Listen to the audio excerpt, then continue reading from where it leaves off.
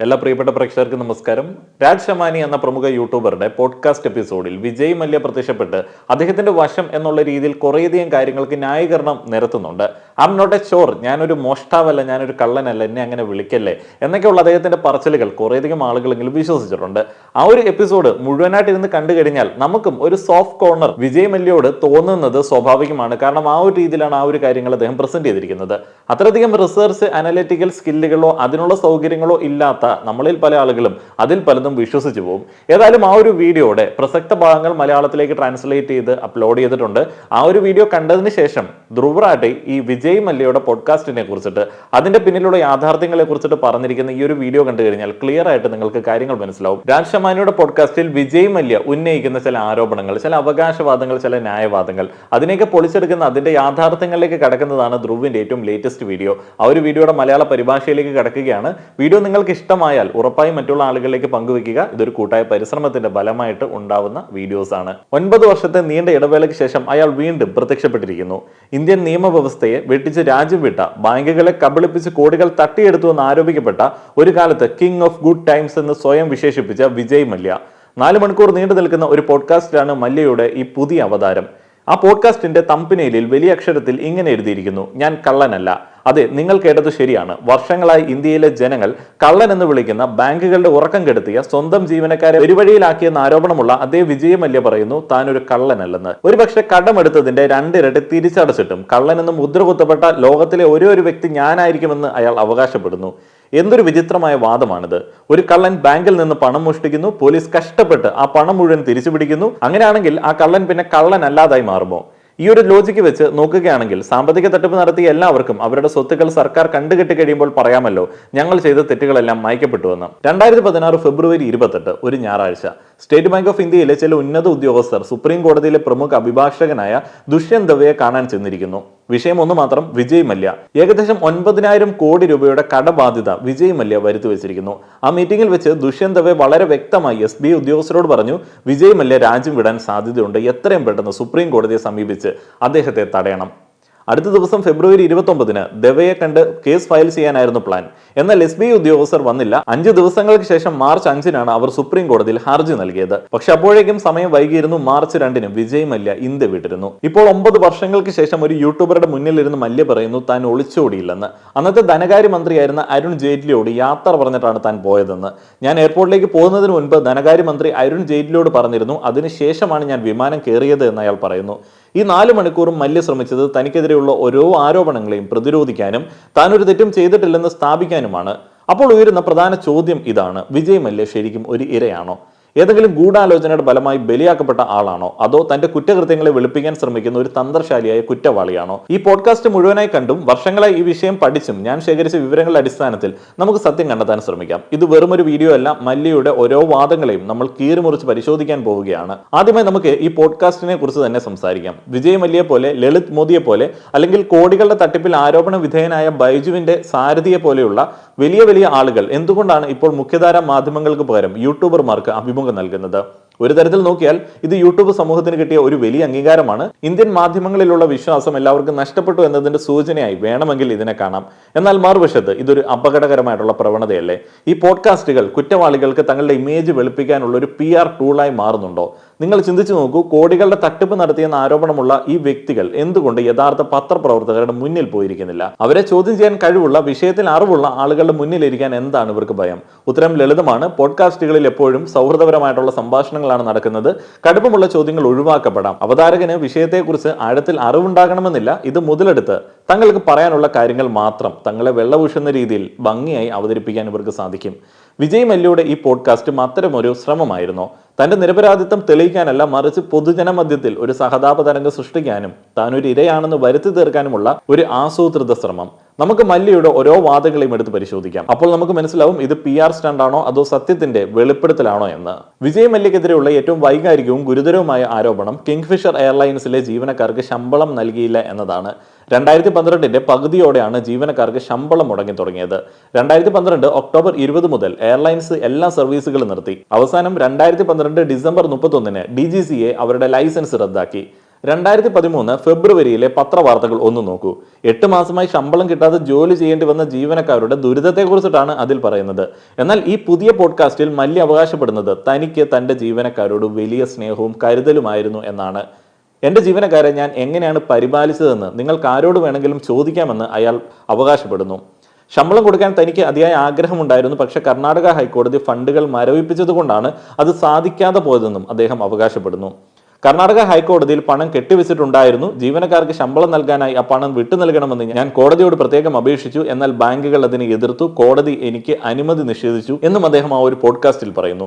ഈ പോഡ്കാസ്റ്റിൽ എപ്പോഴൊക്കെ ശമ്പളത്തിന്റെ വിഷയം വന്നോ അപ്പോഴൊക്കെ മല്യ ഈ കർണാടക ഹൈക്കോടതിയുടെ ന്യായം ആവർത്തിക്കുന്നുണ്ട്. എന്നാൽ ഈ വാദത്തിൽ രണ്ട് വലിയ പൊരുത്തക്കേടുകളുണ്ട്. ഒന്നാമതായി, കർണാടക ഹൈക്കോടതി ഫണ്ടുകൾ മരവിപ്പിച്ചത് 2013 എന്നാൽ ജീവനക്കാർക്ക് ശമ്പളം കിട്ടാതായത് 2012 പകുതി മുതലാണ്. അപ്പോൾ ശമ്പളം കൊടുക്കാൻ കഴിയാത്തതിന്റെ പൂർണ്ണ ഉത്തരവാദിത്തം ഹൈക്കോടതിയുടെ തലയിൽ കെട്ടിവെക്കുന്നത് ശരിയാണോ? രണ്ടാമതായി, 2013 മല്യ കോടതിയിൽ കൊടുത്ത ഹർജിയിൽ ആവശ്യപ്പെട്ടത് ജീവനക്കാരുടെ മുഴുവൻ ശമ്പളവും നൽകാനായിരുന്നില്ല, മറിച്ച് വെറും 1 മാസ ശമ്പളം നൽകാൻ 13 കോടി രൂപ വിട്ടു നൽകണം എന്നായിരുന്നു. 8 മാസ ശമ്പളം കുടിശ്ശികയുള്ളപ്പോൾ വെറും 1 മാസ ശമ്പളം നൽകാൻ അപേക്ഷിച്ചതിലെ ആത്മാർത്ഥത എത്രത്തോളമുണ്ട്? അതും കോടതി തള്ളി. ഇനിയിപ്പോൾ കോടതി അത് അംഗീകരിച്ചിരുന്നെങ്കിൽ പോലും ജീവനക്കാർക്ക് കിട്ടുമായിരുന്നത് 1 മാസ ശമ്പളം മാത്രമായിരുന്നു. ഏകദേശം 3000 ജീവനക്കാർക്ക് കിട്ടാനുള്ളത് 300 കോടി രൂപയാണ്. പലർക്കും 25 ലക്ഷം മുതൽ 30 ലക്ഷം വരെയാണ് കുടിശ്ശിക. ഇന്നും ആ പണം കിട്ടിയിട്ടില്ല. ഇതിനിടയിലാണ് അവതാരകൻ ചോദിക്കുന്നത്, നിങ്ങൾക്ക് ലാഭത്തിലോടുന്ന മറ്റ് കമ്പനികൾ ഉണ്ടായിരുന്നല്ലോ, അതിൽ നിന്നുള്ള പണം എടുത്ത് എന്തുകൊണ്ട് ജീവനക്കാരുടെ ശമ്പളം കൊടുത്തു തീർത്തില്ല എന്ന്. അതിന് മല്യ നൽകിയ മറുപടി കേൾക്കുമ്പോൾ നമ്മൾ ഞെട്ടിപ്പോകും. കിങ്ഫിഷർ എയർലൈൻസ് മാത്രമായിരുന്നില്ല എന്റെ ജീവിതത്തിലെ ഏക ആസ്തിയും ബാധ്യതയും. ഒരു കമ്പനി നഷ്ടത്തിലായാൽ എന്റെ മറ്റ് ബിസിനസ്സുകളും ഞാൻ പൂട്ടണമെന്നാണോ നിങ്ങൾ പറയുന്നത്? അതെ, ഒരു വശത്ത് ജീവനക്കാർ പട്ടിണി കിടക്കുമ്പോൾ മറുവശത്ത് വിജയ് മല്യ ശതകോടികൾ മുടക്കി ആഡംബര പാർട്ടികൾ നടത്തുകയായിരുന്നു. 2015 ഡിസംബറിൽ തന്റെ 60ാം പിറന്നാളിന് ഗോവയിൽ വെച്ച് മല്യ ഒരു ഗംഭീര പാർട്ടി നടത്തി. 2 ദിവസം നീണ്ടുനിന്ന പാർട്ടി സ്പാനിഷ് പോപ്പ് ഗായകൻ എൻറിക് ഇഗ്ലേസിസ്, സോനു നിഗം തുടങ്ങിയവരൊക്കെ പ്രത്യേക പ്രകടനം നടത്താൻ എത്തിയിരുന്നു. ഫോബ്സ് റിപ്പോർട്ട് അനുസരിച്ച് ഏകദേശം 13 കോടി രൂപയാണ് ആ പാർട്ടിക്ക് വേണ്ടി മാത്രം ചെലവഴിച്ചത്. ഒന്ന് ചിന്തിച്ചു നോക്കൂ, 13 കോടി രൂപ ഒരു പാർട്ടിക്ക് വേണ്ടി പൊടിക്കാൻ കഴിയുന്ന ഒരു ശതകോടീശ്വരന് എന്തുകൊണ്ട് 300 കോടി രൂപ തന്റെ ജീവനക്കാർക്ക് ശമ്പളമായി നൽകാൻ കഴിഞ്ഞില്ല? ഈ ചോദ്യത്തിന് മല്യയുടെ മറുപടി, ഇത് ഞാൻ എന്റെ സ്വന്തം പണം കൊണ്ടാണ് നടത്തിയത്. ഒരുപക്ഷെ ലണ്ടനിലാണ് ഞാൻ ഈ പാർട്ടി നടത്തിയത് എന്നുണ്ടെങ്കിൽ ആരും അറിയില്ലായിരുന്നു. ചുരുക്കത്തിൽ അദ്ദേഹത്തിന്റെ വാദം ഇതാണ്, ഞാനൊരു വലിയ ബിസിനസ്സുകാരനാണ്, എനിക്ക് ഒരുപാട് ബിസിനസ്സുകളുണ്ട്, എനിക്ക് ഒരുപാട് കമ്പനികളുണ്ട്, അതിലൊന്ന് പൊട്ടിപ്പോയി, ആ കമ്പനിയിലെ ജീവനക്കാർക്ക് ശമ്പളം കിട്ടിയില്ലെങ്കിൽ അത് അവരുടെ കമ്പനിയുടെ പ്രശ്നമാണ്. ഞാൻ എന്റെ ജീവിതം ആസ്വദിക്കും, പാർട്ടികൾ നടത്തും. അന്നത്തെ RBI ഗവർണർ രഘുറാം രാജൻ ഈ വിഷയത്തിൽ പറഞ്ഞൊരു കാര്യമുണ്ട്, നിങ്ങൾ സിസ്റ്റത്തിന് കോടിക്കണക്കിന് രൂപ കൊടുക്കാനുള്ളപ്പോൾ നിങ്ങളുടെ പിറന്നാൾ ആഘോഷങ്ങൾ ഇങ്ങനെ പരസ്യമായി കൊണ്ടാടുന്നത് നിങ്ങൾക്ക് ഒരു കൂസലുമില്ല എന്ന് ജനങ്ങളെ ബോധ്യപ്പെടുത്തുന്നതിന് തുല്യമാണ്. ശമ്പളം കൊടുത്തില്ല എന്ന് മാത്രമല്ല, ജീവനക്കാരുടെ ശമ്പളത്തിൽ നിന്ന് പിടിച്ചു വെച്ച നികുതി TDS പോലും മല്യ ആദായ നികുതി വകുപ്പിൽ അടച്ചില്ല. നിയമപ്രകാരം 7 ദിവസത്തിനകം അടയ്ക്കേണ്ട പണമാണിത്. ഇത് കാരണം ജീവനക്കാർക്ക് ആദായ നികുതി വകുപ്പിൽ നിന്ന് നോട്ടീസ് വന്നു തുടങ്ങി. എന്നിട്ടാണ് മല്യ പറയുന്നത് തനിക്ക് ജീവനക്കാരോട് വലിയ സ്നേഹമായിരുന്നു എന്ന്. മല്യ പോഡ്കാസ്റ്റിൽ പറഞ്ഞത് ഇങ്ങനെയാണ്, നിങ്ങൾ പറയുന്നു ഞാൻ കടം വാങ്ങിയെന്ന്. അങ്ങനെയല്ല, കിങ്ഫിഷർ എയർലൈൻസ് എന്ന കമ്പനിയാണ് കടം വാങ്ങിയത്. ഞാനതിനൊരു ഗ്യാരണ്ടർ മാത്രമായിരുന്നു. സാങ്കേതികമായി നോക്കിയാൽ ഇത് ശരിയാണ്, പക്ഷേ ഇതൊരു പച്ചക്കള്ളത്തിന്റെ പകുതി സത്യം മാത്രമാണ്. മല്യ നേരിട്ട് കടം വാങ്ങിയില്ലെങ്കിലും കിങ്ഫിഷർ എയർലൈൻസ് എടുത്ത വായ്പകൾക്ക് അദ്ദേഹം പേഴ്സണൽ ഗ്യാരണ്ടർ ആയിരുന്നു. നിയമപരമായി കടമെടുത്തയാൾ പണം തിരിച്ചടച്ചില്ലെങ്കിൽ ആ പണം മുഴുവൻ തിരിച്ചടയ്ക്കാൻ ബാധ്യസ്ഥനാണ്. ഇന്ത്യൻ കോടതികൾ മാത്രമല്ല, UK കോടതികൾ പോലും പറഞ്ഞിട്ടുണ്ട് കിങ്ഫിഷർ എടുത്ത വായ്പകൾ തിരിച്ചടയ്ക്കേണ്ടത് മല്യയുടെ നിയമപരമായ ഉത്തരവാദിത്തമാണെന്ന്. ഇതിനിടയിൽ അദ്ദേഹം പറയുന്നു തനിക്കെതിരെ പണം തിരിച്ചടച്ചില്ല എന്ന കേസ് മാത്രമേ ഉള്ളൂ, മറ്റ് ക്രിമിനൽ ആരോപണങ്ങളൊന്നുമില്ലെന്ന്. ഞാൻ ബാങ്കുകളിൽ നിന്ന് പണം മോഷ്ടിച്ചോ, ഞാൻ കള്ളപ്പണം വെളുപ്പിച്ചോ എന്ന് അദ്ദേഹം എടുത്തു ചോദിക്കുന്നുണ്ട്. അതിന് ഉത്തരമായി പറയാനുള്ളത് അതെ എന്നാണ്. എൻഫോഴ്സ്മെന്റ് ഡയറക്ടറേറ്റ് ED പറയുന്നത് മല്യക്കെതിരെയുള്ള EDയുടെ കേസ് കള്ളപ്പണം വെളുപ്പിക്കൽ നിരോധന നിയമപ്രകാരമാണ്, PMLA. കള്ളപ്പണം വെളുപ്പിക്കൽ ഒരു ക്രിമിനൽ കുറ്റമാണ്. EDയുടെ കണ്ടെത്തൽ പ്രകാരം കിങ്ഫിഷർ എയർലൈൻസ് വായ്പ എടുത്ത തുകയിൽ നിന്ന് 3547 കോടി രൂപ മറ്റ് ആവശ്യങ്ങൾക്കായി വക മാറ്റിയിട്ടുണ്ട്. ഇത് കള്ളപ്പണം വെളുപ്പിക്കലിന്റെ പരിധിയിൽ വരും. ചില ഉദാഹരണങ്ങൾ നോക്കാം. വിമാനങ്ങൾ പാട്ടത്തിനെടുത്ത വകയിൽ ഇൻവോയ്സിൽ കൃത്രിമം കാണിച്ച് 3432 കോടി രൂപ തട്ടിയെടുത്തു. SBI, PNB എന്നീ ബാങ്കുകളിൽ നിന്ന് വാങ്ങിയ 45 കോടി രൂപ ഉപയോഗിച്ച് മല്യയും കുടുംബവും വ്യക്തിപരമായ ആവശ്യങ്ങൾക്കായി ഉപയോഗിച്ചിരുന്ന ഒരു പ്രൈവറ്റ് ജെറ്റിന്റെ വാടക അടച്ചു തീർത്തു. പോഡ്കാസ്റ്റിൽ ഇത് ചോദിച്ചപ്പോൾ അദ്ദേഹം അത് പൂർണ്ണമായി നിഷേധിച്ചില്ല. മുകേഷ് അംബാനിയും അങ്ങനെ ചെയ്യാറുണ്ട് എന്നായിരുന്നു അദ്ദേഹത്തിന്റെ മറുപടി.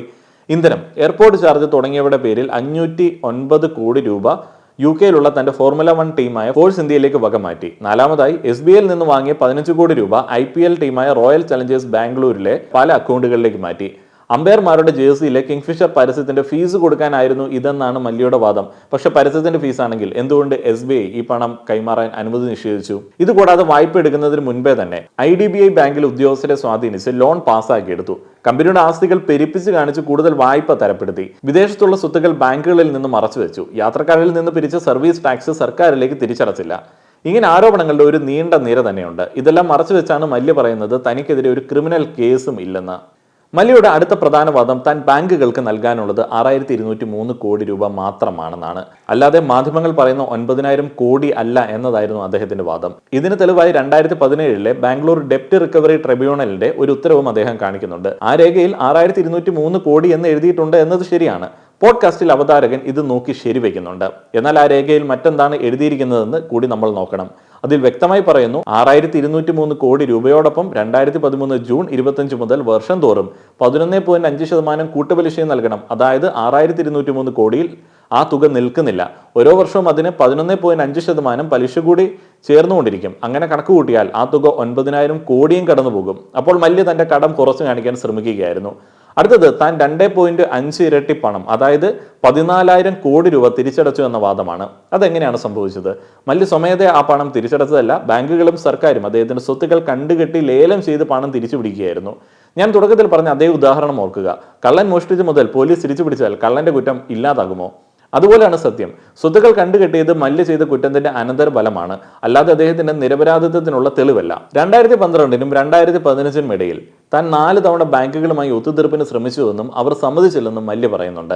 എന്നാൽ ഇതിന് ഒരു തെളിവും ഹാജരാക്കാൻ അദ്ദേഹത്തിന് കഴിഞ്ഞിട്ടില്ല.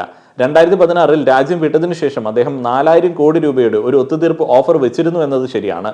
കടം 9000 കോടി കവിഞ്ഞു നിൽക്കുമ്പോഴായിരുന്നു ഈ തുച്ഛമായിട്ടുള്ള തുകയുടെ ഓഫർ. സുഹൃത്തുക്കളെ, വിജയ് മല്യയുടെ ഓരോ വാദങ്ങളെയും നമ്മൾ പരിശോധിച്ചു. ജീവനക്കാരുടെ ശമ്പളം, വായ്പ എടുത്തതിലെ കള്ളത്തരങ്ങൾ, കള്ളപ്പണം വെളുപ്പിക്കൽ, കടത്തിന്റെ യഥാർത്ഥ കണക്ക്, തിരിച്ചടവിന്റെ യാഥാർത്ഥ്യം, ഇതിലൊന്നും മല്യയുടെ വാദങ്ങൾക്ക് വ്യക്തമായ തെളിവുകളോ അടിസ്ഥാനമോ ഇല്ലെന്ന് നമുക്ക് കാണാം.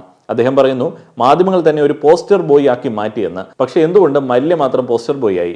ഉത്തരം അദ്ദേഹത്തിന്റെ തന്നെ പ്രവൃത്തികളിലുണ്ട്. തന്റെ ജീവനക്കാർ മാസങ്ങളോളം ശമ്പളമില്ലാതെ ദുരിതം അനുഭവിക്കുമ്പോൾ കോടികൾ മുടക്കി പിറന്നാൾ പാർട്ടി നടത്തിയ ഒരാളെ ജനം എങ്ങനെ കാണണം? കോടികളുടെ കടബാധ്യതയിൽ മുങ്ങി നിൽക്കുമ്പോൾ അത് വീട്ടുന്നതിന് പകരം രാജ്യം വിട്ട ഒരാളെ സമൂഹം എങ്ങനെ വിലയിരുത്തണം? സാമ്പത്തിക പ്രതിസന്ധി മൂലം തന്റെ ജീവനക്കാരന്റെ ഭാര്യ ആത്മഹത്യ ചെയ്തപ്പോൾ വർഷങ്ങൾക്ക് ശേഷം അതിനെ ഒരു ദാമ്പത്യ പ്രശ്നമെന്ന് നിസ്സാരവൽക്കരിക്കുന്ന ഒരാളുടെ മനോഭാവത്തെ നമ്മൾ എന്താണ് വിളിക്കേണ്ടത്? ഇങ്ങനെയുള്ള പ്രവൃത്തികളാണ് വിജയ് മല്യയെ സാമ്പത്തിക കുറ്റകൃത്യങ്ങളുടെയും ധാർമ്മിക ഹതപ്പതനത്തിന്റെയും മുഖമാക്കി മാറ്റിയത്. അതുകൊണ്ട് വിജയ് മല്യ ഇനിയും പോഡ്കാസ്റ്റുകൾ ചെയ്യാൻ തയ്യാറാണെങ്കിൽ അദ്ദേഹത്തിന് മുൻപിൽ എനിക്കൊരു നിർദ്ദേശമുണ്ട്. അടുത്ത അഭിമുഖം പരിചയസമ്പന്നരായ ചോദ്യങ്ങൾ ചോദിക്കാൻ ധൈര്യമുള്ള ഒരു പത്രപ്രവർത്തനം നൽകുക. അത് രവീഷ് കുമാറോ കരൺ ഥാപ്പറോ അല്ലെങ്കിൽ ഹർഷത് മേത്തയുടെ തട്ടിപ്പ് പുറത്തു കൊണ്ടുവന്ന സുജേത ദലാലിനെയോ പോലെയുള്ളവരാകട്ടെ. യൂട്യൂബിൽ തന്നെ ആകട്ടെ ആ അഭിമുഖം. അല്ലാതെ സൗഹൃദ സംഭാഷണങ്ങളിലൂടെ ജനങ്ങളെ തെറ്റിദ്ധരിപ്പിക്കാൻ ശ്രമിക്കരുത്. വിജയ് മല്യ ഒരു ഇരയല്ല, മറിച്ച് തന്റെ പ്രവൃത്തികളുടെ ഫലം അനുഭവിക്കുന്ന, നിയമത്തിന് മുൻപിൽ ഉത്തരം പറയാൻ ബാധ്യസ്ഥനായ ഒരു വ്യക്തിയാണ്. ആ ഉത്തരം അദ്ദേഹം നൽകേണ്ടത് സൗഹൃദ പോഡ്കാസ്റ്റുകളിലല്ല, ഇന്ത്യൻ കോടതികൾക്ക് മുൻപിലാണ്. വിജയ് മല്യയുടെ പോഡ്കാസ്റ്റ് കണ്ട ആളുകൾക്ക് സംശയമുള്ള കാര്യങ്ങൾക്ക് വളരെ ക്ലിയർ ആയിട്ടുള്ള ഉത്തരങ്ങൾ ഈ ഒരു വീഡിയോയിൽ നിന്ന് ലഭിച്ചു എന്ന് വിചാരിക്കുകയാണ്. വീഡിയോ ഇഷ്ടപ്പെടുകയാണെന്നുണ്ടെങ്കിൽ മറ്റുള്ള ആളുകളിലേക്ക് പങ്കുവയ്ക്കുക, നിങ്ങളുടെ അഭിപ്രായങ്ങൾ പറയുക. ഇത്തരത്തിലുള്ള വീഡിയോസ് ചെയ്യാനായിട്ട് നിങ്ങളുടെ പിന്തുണ തുടർന്നും വേണ്ടതാണ്. നന്ദി.